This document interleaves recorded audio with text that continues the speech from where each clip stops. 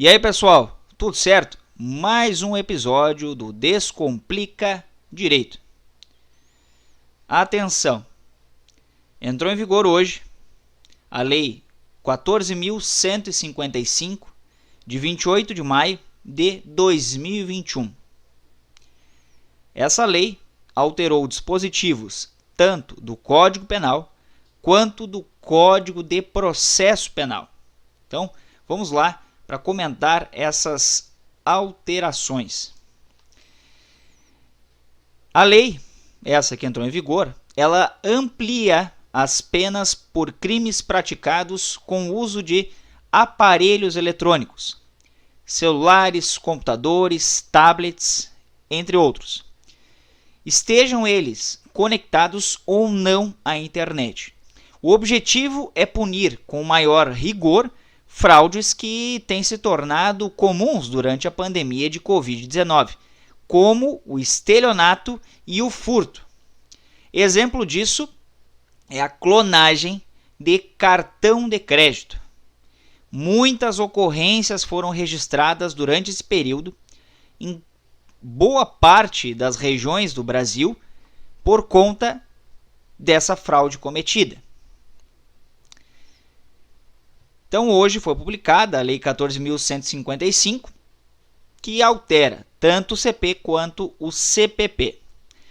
Com relação ao furto, que é um dos crimes que sofreu uma alteração, a lei criou uma agravante, com a pena de reclusão de 4 a 8 anos para o crime de furto realizado com o uso de dispositivos eletrônicos, estejam eles conectados ou não à internet, por meio de violação de senha ou com o uso de programas invasores.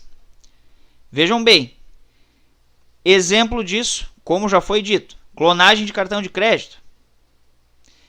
Outro exemplo, aquele dispositivo chamado comumente de chupa-cabra, que ele é acoplado à entrada do cartão bancário, no caixa eletrônico, no caixa de autoatendimento.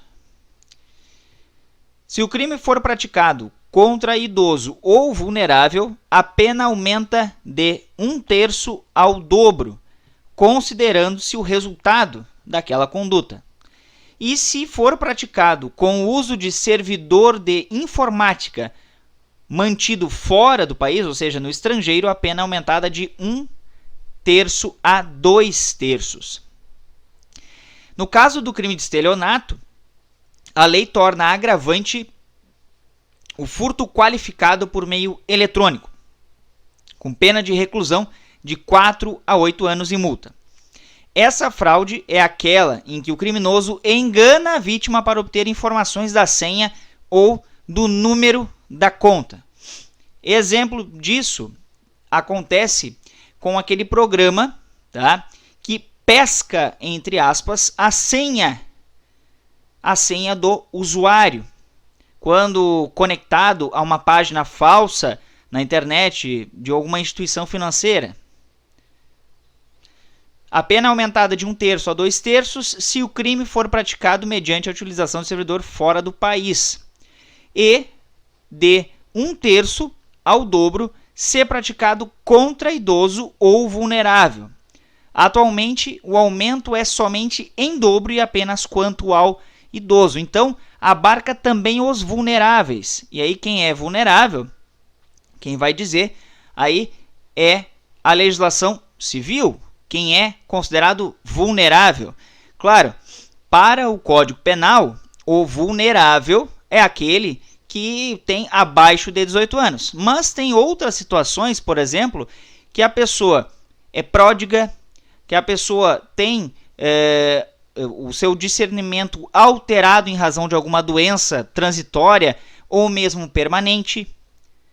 Então, vulneráveis. Outra parte que chama bastante a atenção é no tocante à invasão de aparelhos, tá? No crime já existente de invadir aparelhos de informática para obter dados, modificá-los ou destruí-los, a lei aumenta a pena de detenção de 3 meses a 1 ano para reclusão de 1 a 4 anos. Qual é o efeito prático disso, principalmente com relação ao processo penal? É que esse crime que seria processado no âmbito do Juizado Especial Criminal, agora passa para a Justiça Comum. É evidente que o procedimento utilizado é o sumário, mas é Justiça Comum igual. Não é mais no âmbito do Juizado Especial Criminal. Não é mais no âmbito do GCRIM, dos GCRIMs.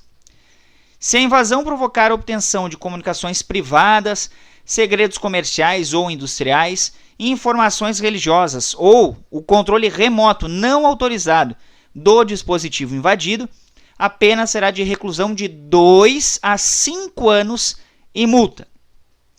No Código Penal atual, a pena evidentemente é bem menor, que é de 6 meses a 2 anos, e aí voltamos àquilo que falamos antes.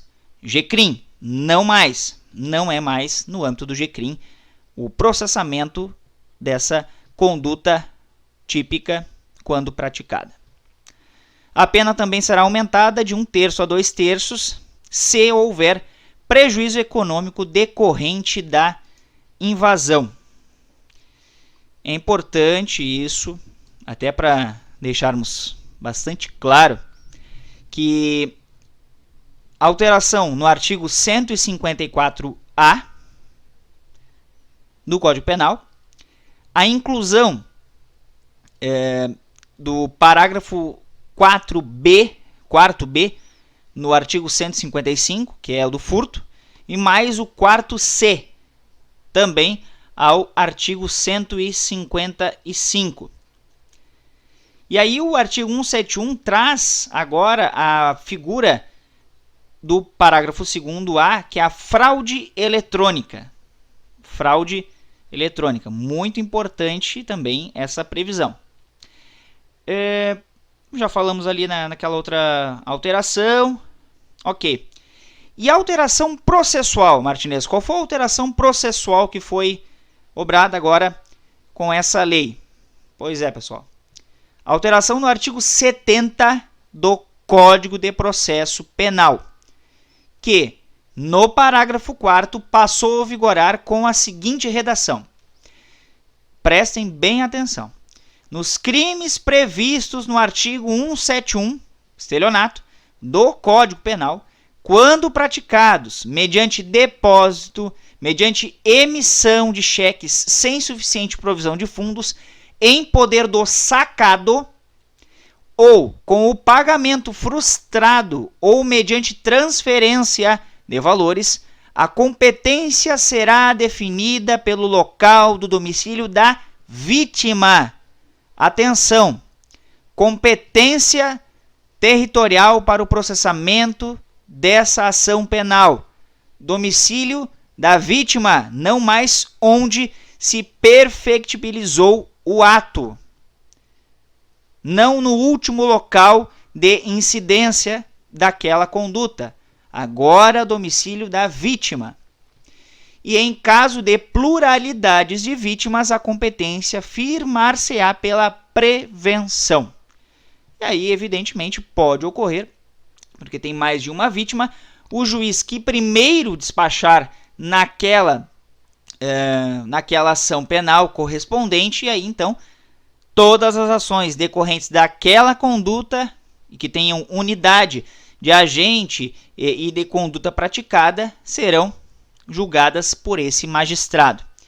Essa alteração processual da Lei 14.155. Alteração boa ou ruim? Bom, havia uma discussão bastante grande, inclusive não era entendimento pacificado pelo STJ, a respeito de onde seria processada então essa ação penal decorrente da prática do estelionato. E hoje, então, a partir dessa previsão, a competência está definida pelo local do domicílio da vítima, quando apenas uma vítima. Quando houver pluralidade de vítimas, a competência será firmada pela prevenção do magistrado primeiro despachar no processo correspondente. Então vejam bem, alteração em três tipos penais, em 3 crimes: furto, estelionato e invasão de dispositivo informático, e mais alteração processual, que é do processamento do crime de estelionato. Lei 14.155, de 28 de maio de 2021. Restou alguma dúvida, pessoal? Compartilhem, deixem o like, se inscrevam no canal, nos sigam lá no @DescomplicaDireito01 e também lá no Spotify, em outras mídias de áudio e música, Descomplica Direito. A todos e a todas, um forte abraço e até mais!